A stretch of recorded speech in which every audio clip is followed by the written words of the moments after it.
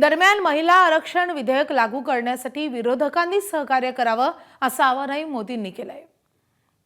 आज पंचायतों में, नगर पालिका में, महानगर पालिका में बहुत बड़ी मात्रा में हमारी महिलाएं जनप्रतिनिधि बनकर के देश का मार्गदर्शन कर रही है, समस्याओं का समाधान कर रही है, बहुत ही सक्षम नेतृत्व दे रही है।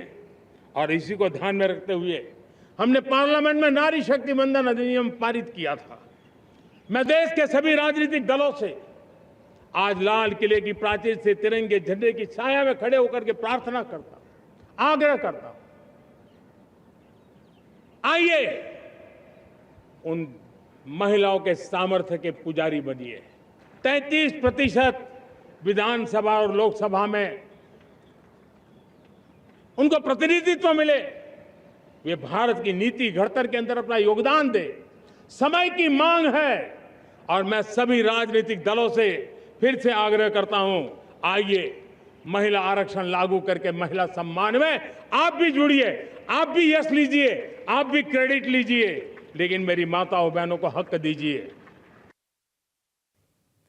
दरम्यान पंतप्रधान मोदींनी महिला आरक्षणावरून केलेल्या आवाहनावर खासदार संजय राऊत आणि खासदार सुप्रिया सुळेंनी काय म्हटले ते पाहूयात।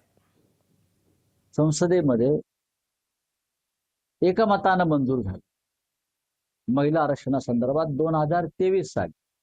माझं देशाच्या पंतप्रधानांना एक आव्हान आहे, 2023 ला मंजूर झालेल्या बिलाचं आपण अंमलबजावणी अद्याप का केली नाही, याचं तुम्ही जर लाल किल्ल्यावरून उत्तर दिलं असतं तर आपण सत्यवादी आहात हे आम्ही जाहीरपणे सांगितलं।